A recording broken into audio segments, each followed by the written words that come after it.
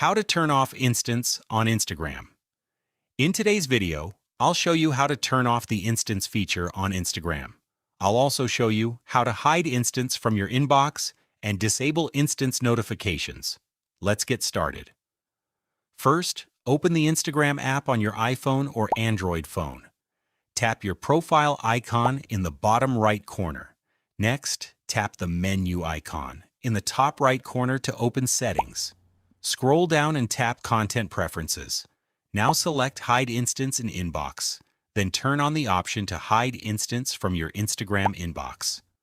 Next, go back to the main settings page and tap Notifications. Scroll down and select Instants. Turn off Instants notifications so you no longer receive alerts for this feature. Then, turn off emoji reactions if you don't want to receive reaction notifications related to Instants. Once these settings are disabled, Instants will no longer appear in your inbox, and you'll stop receiving Instants notifications and emoji reaction alerts. And that's it. That's how you can turn off the Instants feature on Instagram. If you found this tutorial helpful, don't forget to like, subscribe, and turn on notifications for more Instagram tips and tutorials.